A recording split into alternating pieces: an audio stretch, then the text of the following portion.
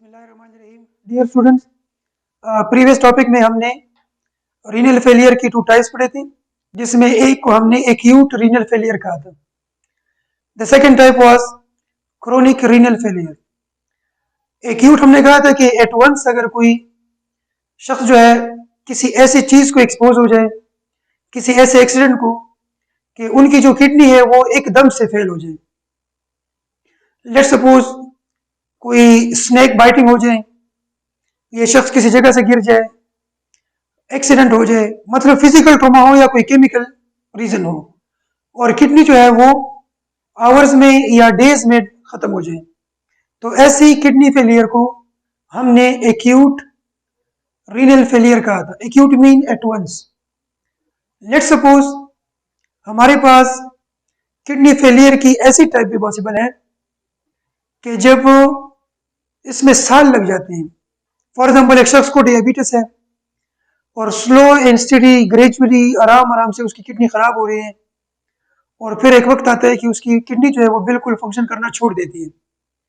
That type of the kidney failure which occurs gradually, that is called chronic renal failure, जिसका reason मैंने आपको example दिया। For example, diabetic शख्स है, एक शख्स को बीपी है, एक शख्स को जो है वो hyperglycaemia, hyperuricaemia, hyperlipidaemia, lipid level high है, कोलेस्ट्रॉल का मसला है, यूरिक एसिड का मसला है, कोई और इश्यूज हैं, लेकिन वो ऐसे इश्यूज हैं जो लॉन्ग लास्टिंग इश्यूज हैं, साल आ साल उसकी बॉडी में है ये चीज़ें, और आहिस्ता आहिस्ता उसकी किडनी को डैमेज करनी और आखिर में रीनल फेलियर हो जाए। तो ऐसी सूरत में हम उसको क्रोनिक रीनल फेलियर कहते हैं। आज हम रीनल फेलियर की ट्रीटमेंट पढ़ते हैं कि अगर किसी शख्स की किडनी फेल हो गई है और अब हम उसको कैसे सेव कर सकते हैं, how the person can be saved. तो हम आज देखते हैं, द टॉपिक इज, जो आपको स्क्रीन पे नजर आए, that is renal failure treatment. That is renal failure treatment.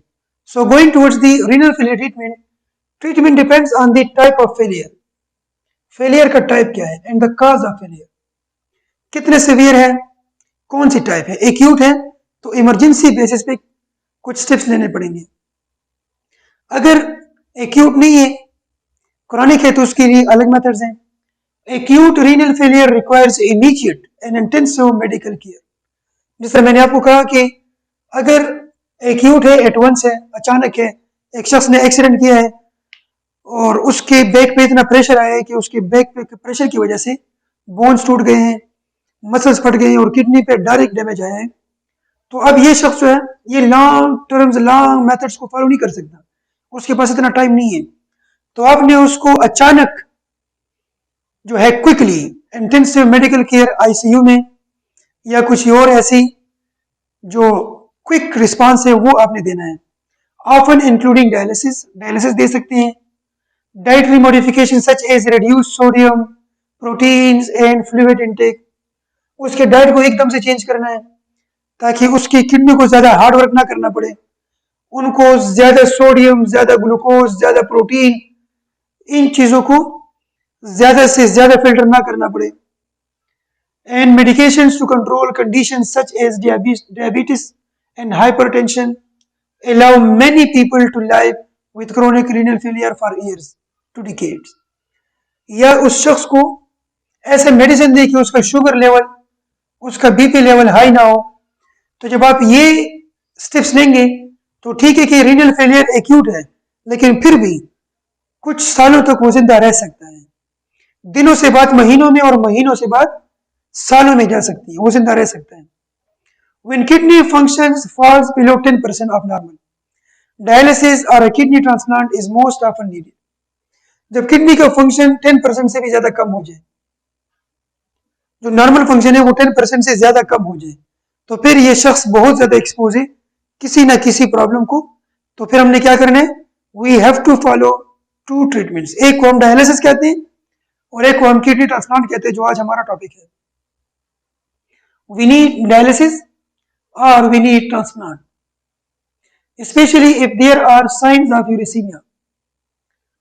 Uricaemia का मतलब है built up of waste in the blood. जब ब्लड में यूरिक एसिड, यूरिया या अमोनिया ये लेवल राइज होगा, क्रेटिनिन का लेवल राइज होगा तो डेथ काज होगी। अगर ये चीजें आप फील करते हैं यूरिन में या ब्लड में तो ऑटोमेटिकली इसका मतलब है कि आपको क्विक रिस्पांस करना पड़ेगा। Now going towards the first treatment, the first type of treatment is dialysis. Dialysis ऑफनली हम ऑफर करते हैं जब किडनी फंक्शन छोड़ देती है। Procedure to filter toxins from the blood when the kidney are unable. जब किडनी अनएबल होती है तो हम मशीन का सहारा लेते हैं, हम फ्लूइड का सहारा लेते हैं और हम कोशिश करते हैं कि जो काम किडनी कर रहा था वो काम हम किडनी की बजाय किसी मशीन से लें। उस मशीन को हम डायलिसिस मशीन कहते हैं। Perform this function is called renal dialysis. जब हम किसी मशीन के जरिए किडनी का काम लेते हैं तो हम इस प्रोसीजर को रीनल डायलिसिस कहते हैं। It can be short term और long term. Though in the theory renal dialysis could sustain life indefinitely, लेकिन ये एक लॉन्ग टर्म ट्रीटमेंट नहीं है।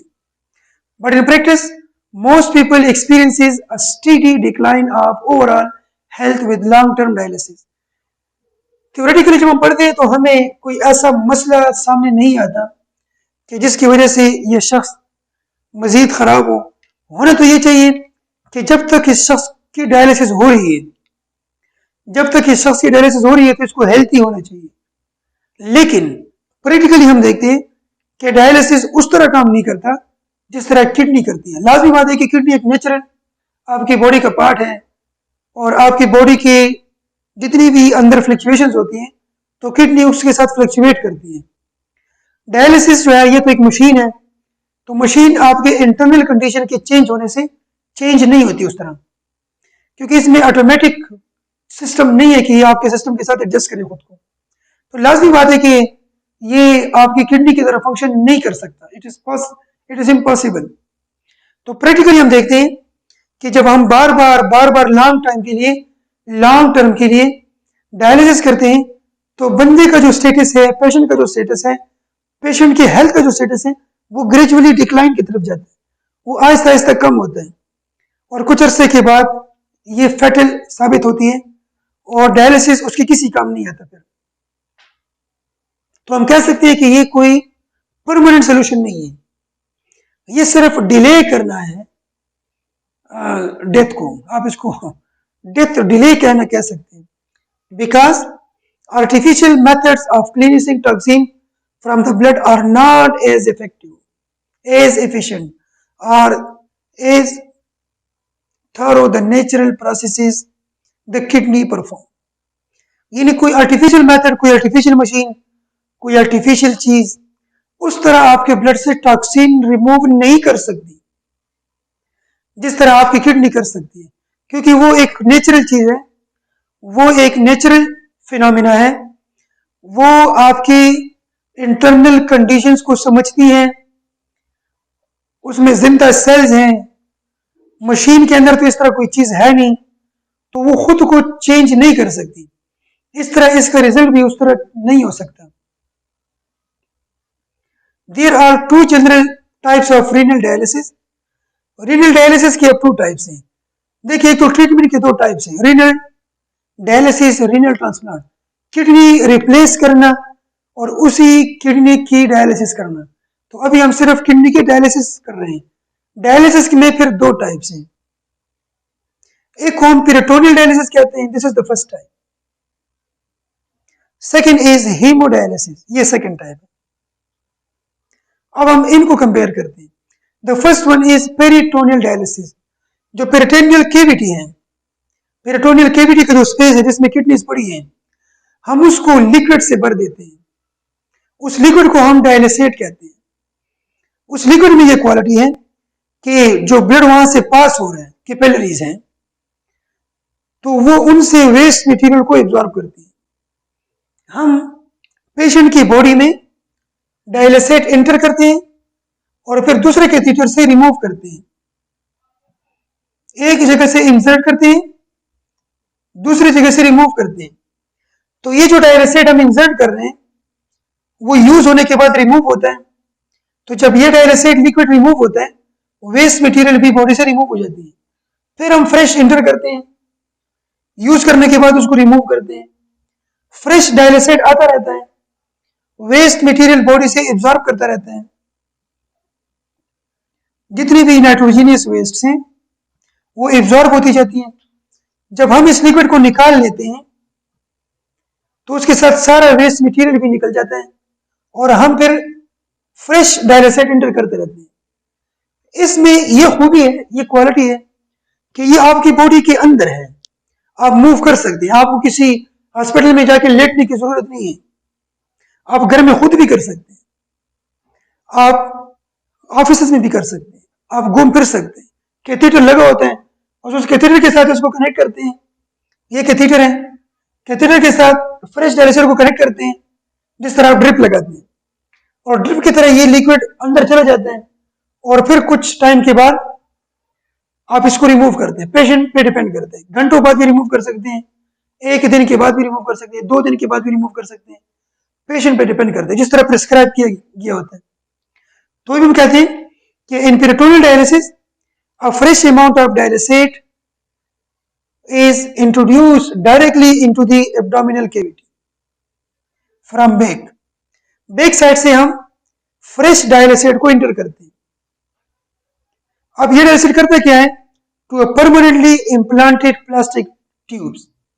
अंदर हमने प्लास्टिक ट्यूब्स इंसर्ट की हुई, वो वहां पे पड़ी है, इन ट्यूब्स को हम नहीं निकालते। ये ट्यूब्स पड़ी है, यहाँ पे इनकी ओपनिंग है, उस ओपनिंग में डालते हैं, ओपन करते हैं और यहाँ से डायलिसेट की एंट्री स्टार्ट हो जाती है। जिस तरह बार बार इंजेक्शन लगाते एक पेशेंट है और उसको ज्यादा इंजेक्शन लगाने की जरूरत होती है, तो फिर हम यहाँ पे उसके लिए एक कैनोला लगाते हैं। कैनोला परमानेंट लगा होते हैं हाथ के साथ, बस आते हैं और कैनोला में इंजेक्शन लगाते हैं, आते हैं और कैनोला में इंजेक्शन लगाते हैं। तो यहाँ भी कैनोला लाइक स्ट्रक्चर लगा होता है। हम ये डायलिसेट उस कैनोला के थ्रू इंटर करते हैं और दूसरे कैथेटर के थ्रू बाहर निकालते हैं। तो क्या कहते हैं कि ये प्लास्टिक ट्यूब जो है ये परमानेंटली लगे हैं। The abdomen has peritoneal cavity. Abdomen में पेरिटोनियल कैविटी है जिसको हम फिल करते हैं with dialysate, line by a thin epithelium called peritoneum. Peritoneum हमने पहले भी पढ़ा था कि ये एक मेम्ब्रेन है जो पेरिटोनियल कैविटी को कवर करती है और ये प्रोटेक्शन देती है आपकी किडनीज को। तो वो स्पेस हम फिल कर लेते हैं, किडनी का काम इनसे लेते हैं। Waste and excess water molecules pass into the dialysate through the peritoneum from the surrounding organs. जितनी भी ऑर्गन्स हैं और उन ऑर्गन में जितनी भी ब्लड वेसल्स हैं वहां से every material move from higher concentration to lower concentration. तो ऑटोमेटिकली तमाम वेस्ट मटेरियल इस पेरिटोनियम कैविटी के अंदर आती है और इस लिक्विड के अंदर एब्जॉर्ब होती है और फिर कुछ टाइम के बाद हम इस लिक्विड को निकाल लेते हैं। ये एक वीडियो आपको दिखाता हूं। ये तो सिर्फ सिंगल पैराग्राफ में एक्सप्लेन करने की कोशिश की गई है। मैं आपको एक वीडियो चलाता हूं, आप ये एनिमेशन 2 बार देख लें। एक बार आप लोग देख लें, समझने की कोशिश करें, फिर मैं दोबारा आपको गाइड करता हूं कि इस वीडियो में हो क्या रहा है। ठीक है, so let's start peritoneal dialysis.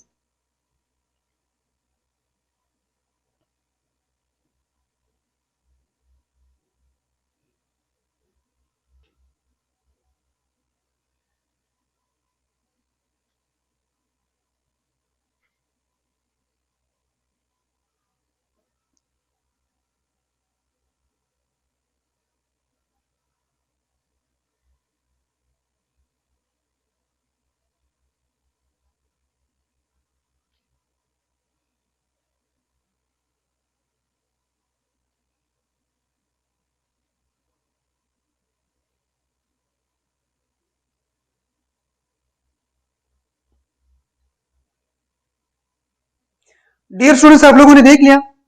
मैं एक बार फिर इसको प्ले करता हूं और फिर इसको साथ साथ में डिस्कस करते हैं। वीडियो में आप लोगों ने बिल्कुल यही डायग्राम देख लिया। आपने देख लिया कि पेरिटोनियल कैविटी में एक सोल्यूशन इंटर किया जा रहा था। उस सोल्यूशन का नाम क्या है जी? डायलिसेट। उस सोल्यूशन का नाम है डायलिसेट और जिस मशीन के थ्रू इंटर किया जा रहा था उसके साथ 2 बैग्स थे। एक वो बैग था जहां से सोल्यूशन आएगा डायलिसेट लिक्विड है, ठीक है, सोल्यूशन है। और सोल्यूशन जिस मशीन से आ रहा था, उस मशीन के साथ दो बैग्स थे, एक वो बैग था जो प्रोवाइड करेगा और एक वो बैग था जो बाद में ड्रेन करेगा, रिसीव करेगा। तो आप दोबारा देख ली, और आपको ये भी बताया गया कि वर्ल्ड वाइड ये जो तरीका है 10% लोग यूज करते हैं। हीमोडायलिसिस दूसरा तरीका है, वो ज्यादा लोग यूज करते हैं, वो ज्यादा इफेक्टिव है, लेकिन ये उन लोगों के लिए जो मोटाइल हैं, जो मोबाइल हैं, जो हर रोज हॉस्पिटल जाके बैठ नहीं सकते, या वो इतने कमजोर हो गए कि वो आना जाना उनके लिए पॉसिबल नहीं है, या वो इतने बिजी हैं कि उनके लिए जाना पॉसिबल नहीं है, तो वो लोग इस चीज को फॉलो करते हैं। Let's see peritoneal dialysis. ये आपको एक पेशेंट दिखाया गया कि पेशेंट ये किसी भी जगह कर सकता है, और 10% लोग दुनिया में इसको फॉलो करते हैं। ये आपको एब्डोमिनल कैविटी शो की गई है, ठीक है, ये पेरिटोनियम है जिसका surface area 1 to 2 metre square है। इस एरिया को हमने फिल करना है। ये डायलिसेट अंदर इंसर्ट किया जा रहा है विद हेल्प ऑफ कैथेटर। ये सोल्यूशन अंदर जा रहा है, फिल हो जाएगा, जब एब्जॉर्प्शन कर लेगा, काम खत्म हो जाएगा, तो फिर ये कलेक्टिंग बैग है, इसमें इसको कलेक्ट कर दिया जाएगा। फिर ये फ्रेश इंसर्ट किया जाएगा और वहां से दोबारा रिकलेक्ट कर दिया जाएगा। Once again this is the last time, गौर से देखिए। पेरिटोनियल डायलिसिस आप घर में, ऑफिस में, किसी भी जगह कर सकते हैं, हॉस्पिटल में जरूरी नहीं है, आप अपने घर में भी कर सकते हैं। ये प्रोवाइड कर रहे हैं, ये कलेक्ट कर रहे हैं। This is peritoneum. ये आपको बैग्स दिखाए जाएंगे, एक वो बैग होगा जो प्रोवाइड करेगा इस लिक्विड को, और एक वो बैग होगा जिसको कलेक्ट करेगा। अब ये कितने टाइम के बाद कलेक्ट किया जाए, पेशेंट की कंडीशन पे डिपेंड करता है। जिस तरह डॉक्टर प्रिस्क्राइब करते हैं, ये इसको प्रोवाइड कर दिया गया, ये क्लोज कर दिया गया, सेकेंड वन ओपन कर दिया गया, ये इसको दोबारा ड्रेन किया गया। जब आप चाहें फिल कर सकते हैं, जब आप चाहें एम्प्टी कर सकते हैं। This is peritoneal dialysis. इसके बाद एक दूसरा तरीका है जो ज्यादा इफेक्टिव है, लेकिन इसमें नुकसान ये है कि आपको हॉस्पिटल जाना पड़ेगा। You must visit the hospital, you must be there for certain period of time, जिसमें घंटे लग सकते हैं, 3 to 4 hour, 3 to 6 hours, depend करता है कंडीशन पे, लेकिन 3 घंटे तो लगते ही हैं बंदे को। तो ये एक मतलब ये है कि आपका फुल डे रिक्वायर्ड है फॉर दिस एक्टिविटी, और वीकली कम से कम 3 दिन आपको जाना पड़ेगा। अब ये आना जाना, हॉस्पिटलाइज होना, ये एक हार्ड जॉब है, इसलिए लोग वो मेथड भी फॉलो करते हैं, ये भी फॉलो करते हैं, लेकिन ये ज्यादा इफेक्टिव है, but this is time consuming and difficult. इसको हम हीमोडायलिसिस कहते हैं। इसमें हम ब्लड बॉडी से बाहर निकालते हैं। एक मशीन आपको दिखाया गया है, ये मशीन ट्यूब लाइक होता है, लेकिन आपको अंदर से दिखाने की कोशिश की गई है कि कैसे ये मशीन होता है। आपके ब्लड वेसल्स इसमें इन्वॉल्व हैं। आपके एक ब्लड वेसल से जो आर्टरी है, ब्लड लिया जाता है, उसके लिए सकिंग पंप लगा हुआ है, एक सकिंग प्लांट है, पंप है जो ब्लड को सक कर रहे हैं, ब्लड निकाल रहा है, और इस मशीन को प्रोवाइड किया जा रहा है। इस मशीन को फिल किया गया है विद डायलिसेट। ये एक डायलिसेट लिक्विड से फिल है। ये ब्लड इस डायरेक्शन में निकल रहा है, ऐसे आ रहा है, इन ट्यूब्स में फ्लो कर रहा है, फ्रॉम ट्यूब टू ट्यूब, इस तरह तमाम के तमाम ट्यूब में फ्लो कर रहा है। एक तरफ से इसको, इस मशीन को फ्रेश डायलिसिस प्रोवाइड किया जा रहा है with 37 degree C constant temperature बाद। यहां पे डायलिसेट प्रोवाइड किया जा रहा है 37 डिग्री सी। यहां से डायलिसेट जा रहा है, यहां से ब्लड आ रहा है। डायलिसेट ब्लड से वेस्ट मटेरियल एब्जॉर्ब कर रहा है, इस रास्ते से डायलिसेट निकल रहा है। Use dialysate, this is the pathway of used dialysate. और यहां से ब्लड वापस जा रहे हैं, ये पाथवे ब्लड का है, ये पाथवे, और ये पाथवे जो यहां से ऐसे मूव कर रहा है,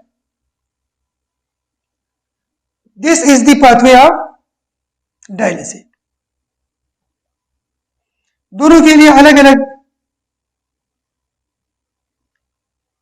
दोनों का इनकाउंटर होगा थ्रू ट्यूब्स, और ट्यूब्स के अंदर एक्सचेंज ऑफ मटेरियल होगा, वेस्ट मटेरियल एब्जॉर्ब किया जाएगा। तो हमारे पास कुछ कंटेनर्स हैं, एक है डायलिसेट जहां से डायलिसिस को लिया जाएगा, वो एक टेम्परेचर पे 37 डिग्री सी पे गर्म किया जाएगा और फिर उसको इंटर कर दिया जाएगा। यूज करने के बाद उसको कलेक्ट किया जाएगा। यहां पे कंप्रेस्ड एयर एक जार आपको दिखाई दे रहे हैं कि कहीं कोई बबल ना जाए। जिस तरह हम ड्रिप लगाते हैं और ड्रिप में सुराख करते हैं ताकि वो जो लिक्विड आ रहा है ड्रिप से उसमें कोई ड्रॉप्स ना आ जाए, कोई बबल्स ना आ जाए।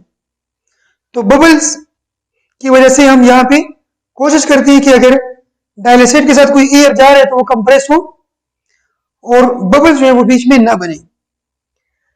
आर्टरी से ब्लड सक किया जाएगा, यहाँ पे साफ किया जाएगा, दोबारा वेन के थ्रू इंटर किया जाएगा।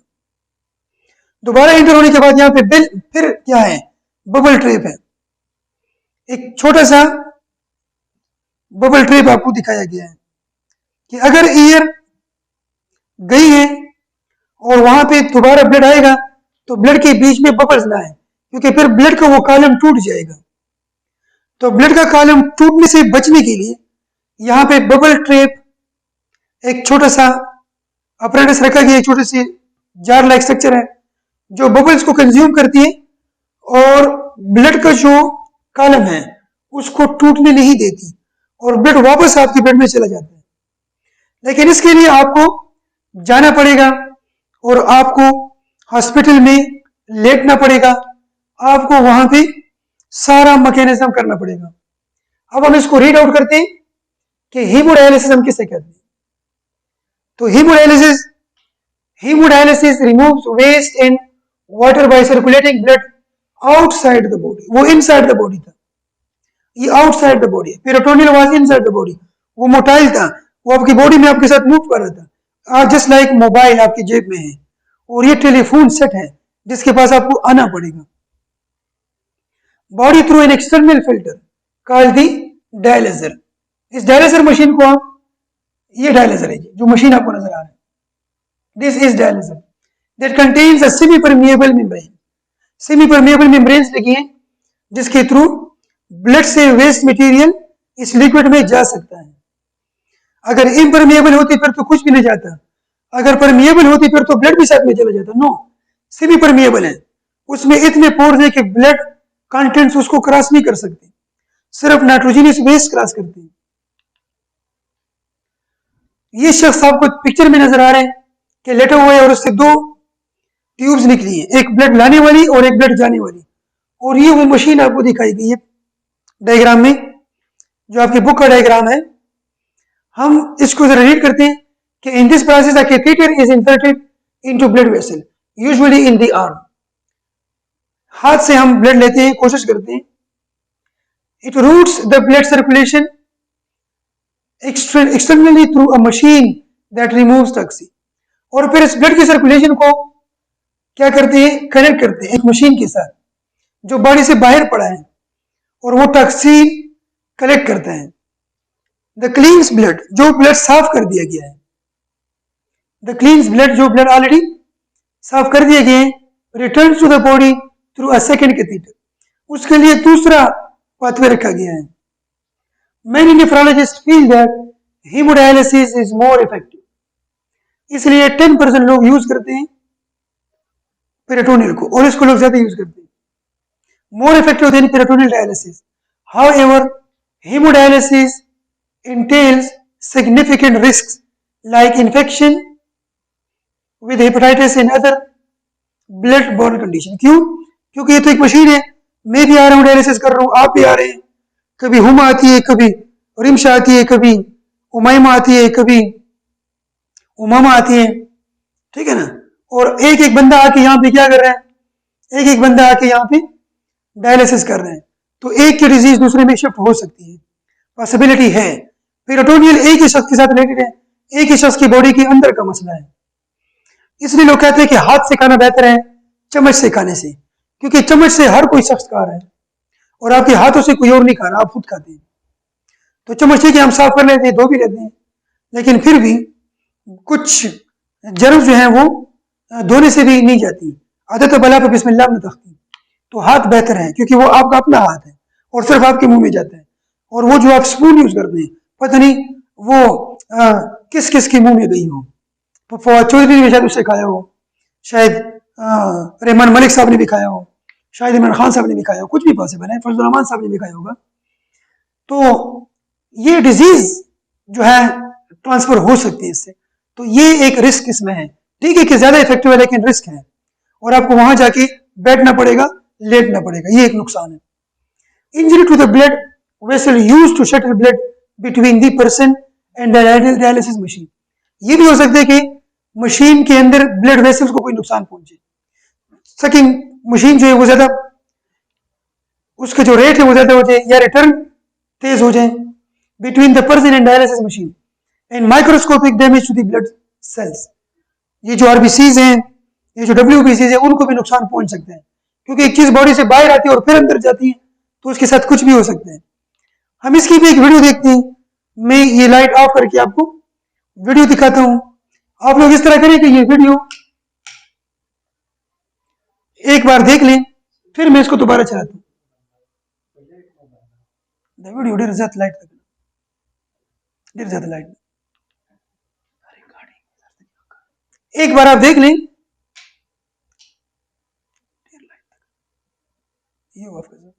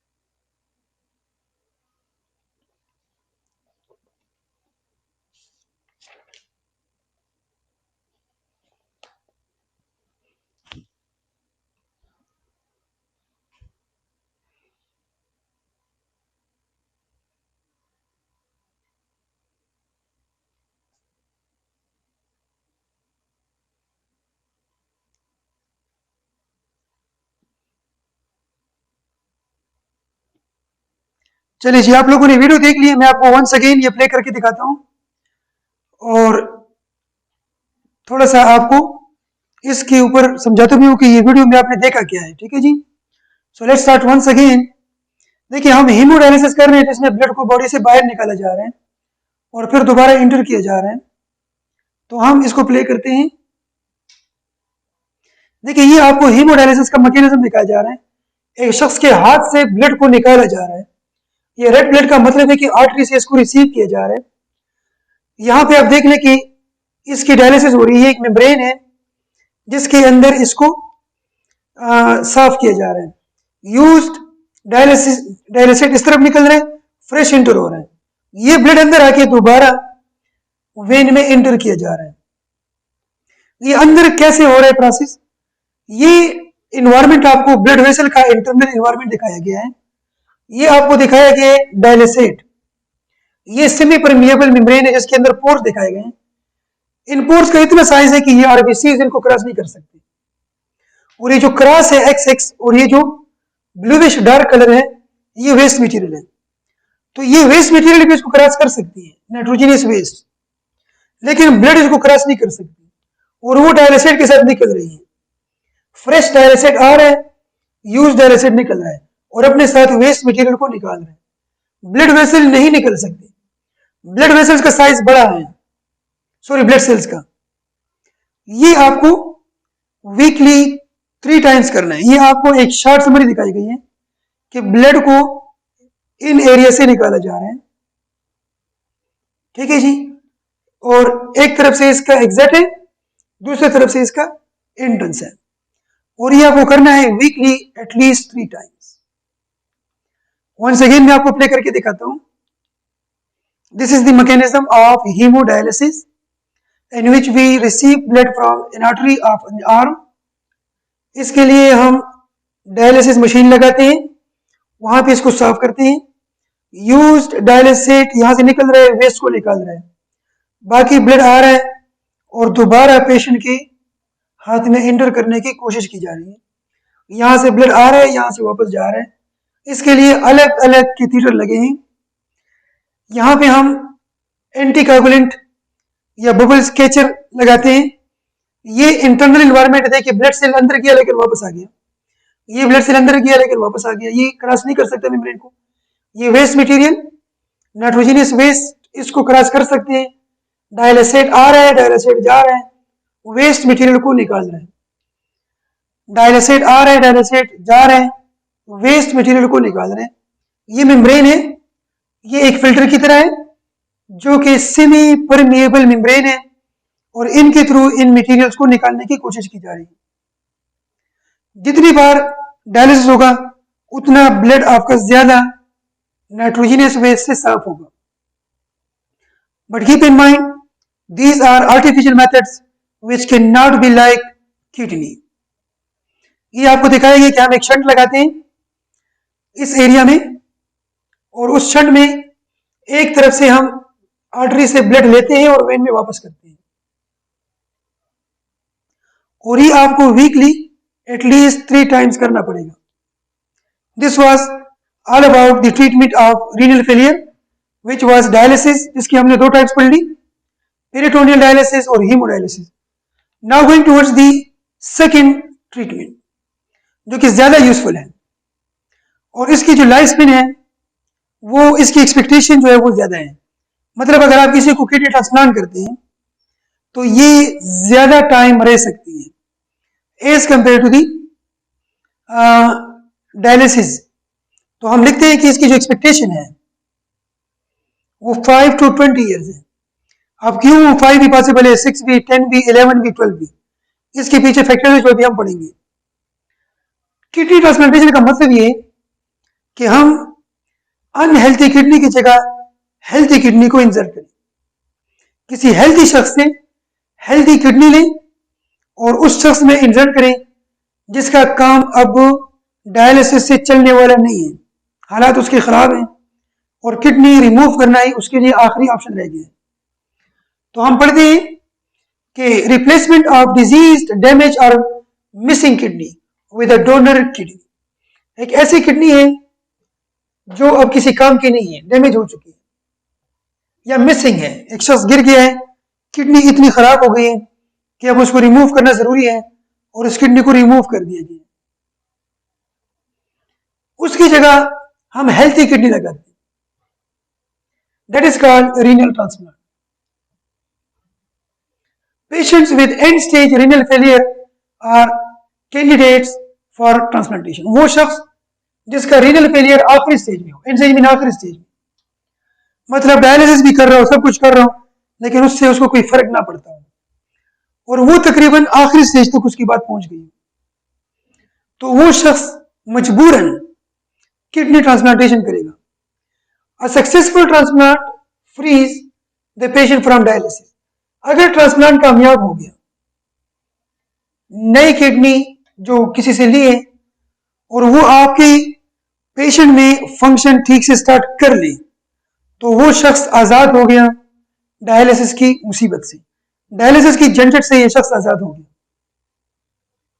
The kidneys other metabolic function, और बाकी मसले से भी वो, अब जो किडनी देने वाला है उसको हम डोनर कहते हैं, जो किडनी लेने वाले हैं उसको हम रिसिपिएंट कहते हैं।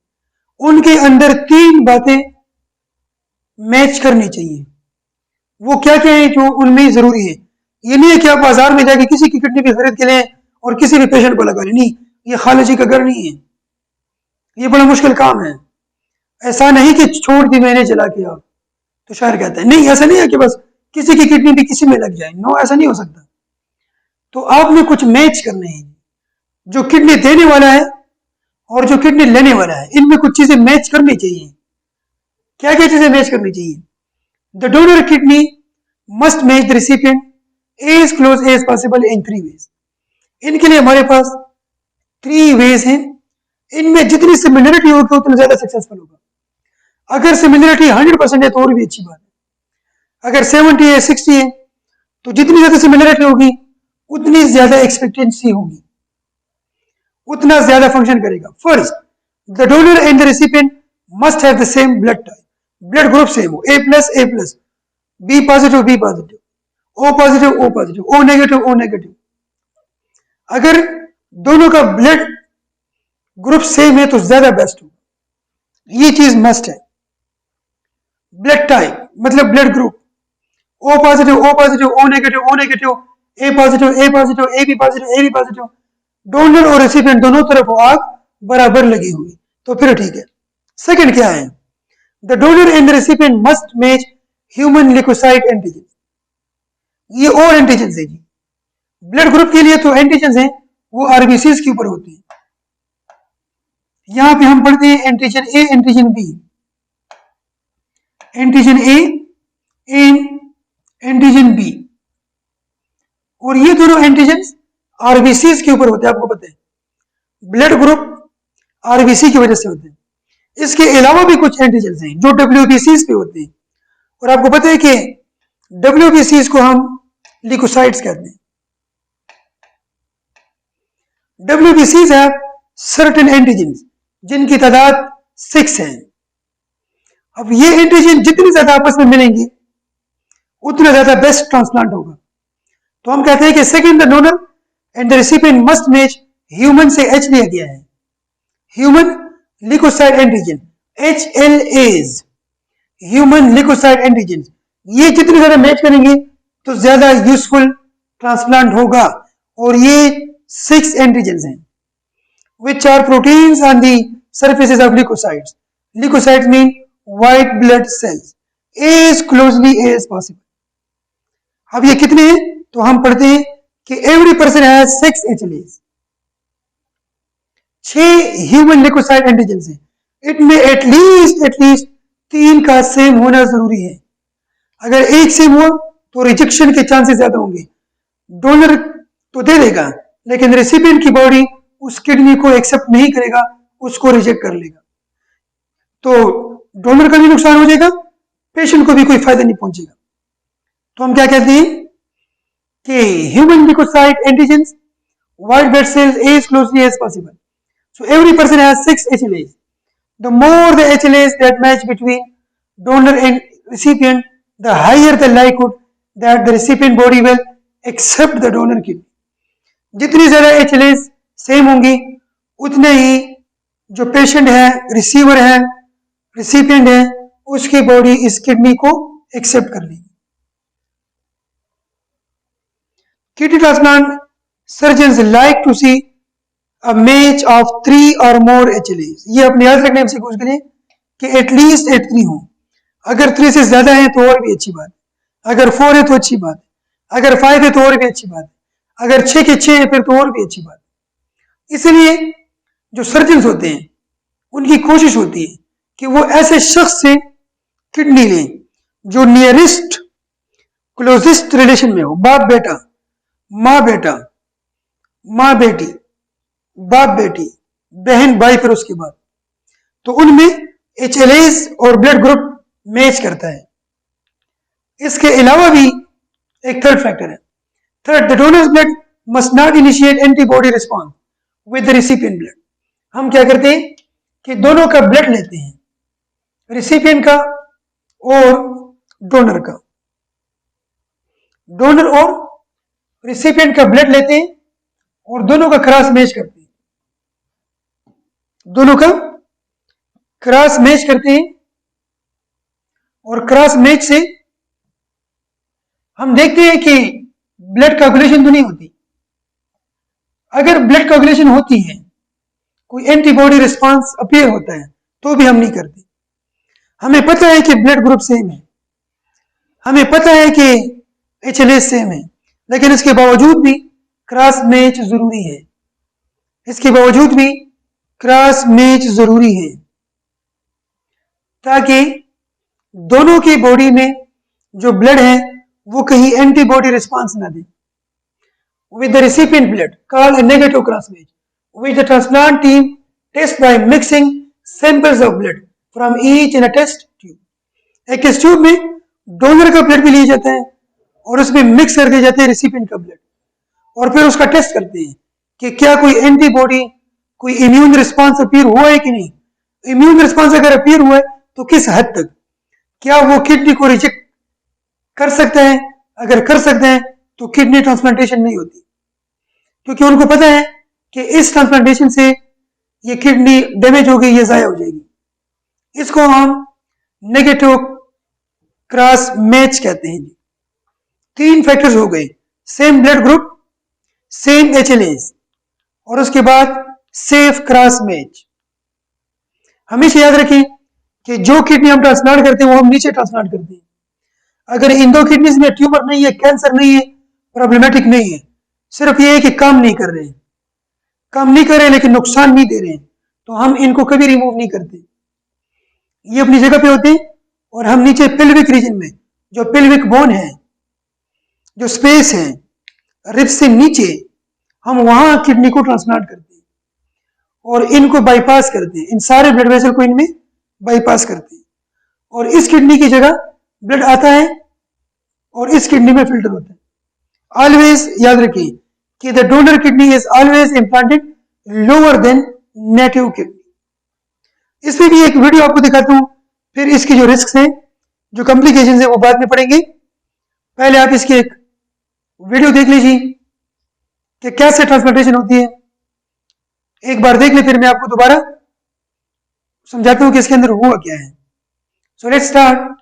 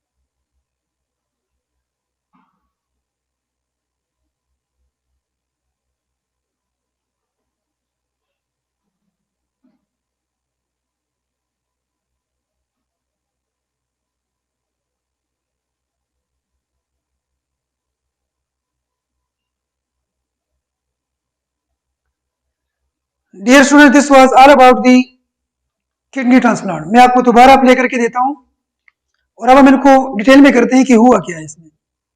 ठीक है जी, let's see again. Let's start. Kidney transplantation, living donor to living donor, deaths to living भी हो सकते हैं। दिस इज रिसिपिएंट, ये आपको रिसिपिएंट दिखाया गया है। These kidneys are non functional, ये फंक्शन नहीं कर रहे हैं, और ये डोनर है जो किडनी को देना चाह रहा है। अब हम क्या करेंगे, पहले उसकी फुल एनाटॉमी देखेंगे। ये आप देखिए जी, हम सिर्फ किडनी को रिमूव नहीं कर सकते, हमने उसके साथ वेन्स यहां से काटनी है, लेफ्ट रीनल या एड्रिनल वेन, ये आप देख रहे हैं लंबर वेन। इसी तरह हम main, gonadal when, ureter, arteries, ये सारे इसके साथ लेके जाएंगे और ये वहां पे इम्प्लांट करके हर आर्टरी को दूसरे के साथ वहां पे एडजस्ट कर लेंगे। Along with artery and vein and ureter, we have to take out the kidney. अब इसको हम बाहर रखेंगे, वहां पे एक ही ब्लड वेसल है, एक ही आर्टरी और एक ही वेन है, तो हम सारे ब्लड वेसल को एक कर लेते हैं, सारे वेन्स को एक कर लेते हैं। अब एक आर्टरी है, एक वेन है और एक यूरेटर है। अब आप देखेंगे कि वहां पे हम इसको फिजिकली लगाएंगे इन दी पेल्विक गर्डल। ये पेल्विक गर्डल है जी, ये किडनी की लोकेशन होगी, ये आर्टरी है, ये वेन है। अब हम क्या करेंगे कि आर्टरी को आर्टरी के साथ, वेन को वेन के साथ ग्राफ्ट कर लेंगे। ये ग्राफ्टिंग कर दी हमने। अब किडनी को ऐसे रखे, इसके ऊपर रख देंगे, ये हमने ग्राफ्टिंग कर दी। ये हमने किडनी को रख दिया, यूरेटर को यूरेटर के साथ अटैच कर लेंगे, ureter with urinary bladder. Sorry, once again मैं एक बार फिर आपको प्ले करके देता हूं।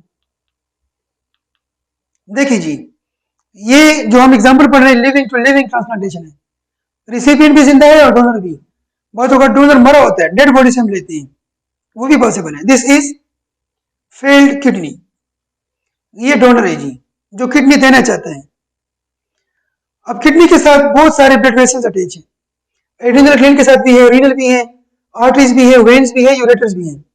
तो हम इनको, इन सब को साथ में काट लेते हैं, क्योंकि इन्हीं को हमने वहां पे ग्राफ्ट करना है। अभी आप देख लें कि ये सारी आर्टरीज, वेन्स इसके साथ ही हमने काट लिए। यहां से हमने यूरेटर को भी काट लिया, along with the gland, सब कुछ इसके साथ ले लेते हैं। ये हमने कटिंग कर ली है, ये हमें मिल गया है। अब पेशेंट को हमने सर्जिकली कट लगाना है एब्डोमिनल रीजन में, वहां पे एक आर्टरी और एक वेन के साथ इनको कनेक्ट करना है। तो इन सब आर्टरीज को मिला के एक आर्टरी बनाएंगे, तमाम वेन्स को मिला के एक वेन बनाएंगे, और एक यूरेटर तो वैसे भी सिंगल है। ये रिसिपिएंट है जो लेटा हुआ है। अब सर्जिकली हम उसके एब्डोमिनल कैविटी को ओपन करेंगे, वहां पे हम इसकी किडनी को ट्रांसप्लांट करेंगे। ये इसकी लोकेशन है जहां पे इसको रखेंगे, बिलो द नेटिव किडनी। अब हम क्या कर रहे हैं कि आर्टरी को आर्टरी में ग्राफ्ट कर रहे हैं, वेन को वेन में ग्राफ्ट कर रहे हैं। ये इनकी ग्राफ्टिंग हो रही है जी, ये ग्राफ्टिंग हो गई है। ग्राफ्टिंग के बाद किडनी को हमने आराम से रख दिया है, और ये यूरेटर है जिसको हम यूरिनरी ब्लैडर के साथ कनेक्ट कर लेंगे। नाउ यू कैन सी कि इसको कनेक्ट कर दिया गया। This was all about diseases related to kidney. Now in the next lecture, we will discuss inshallah the thermoregulation, which is the last topic of this chapter. ठीक है जी, आज हमने kidney failure पे बात की, और आज हमने डायलिसिस और किडनी ट्रांसप्लांट को डिटेल में डिस्कस किया। Thank you so much, Allah Hafiz.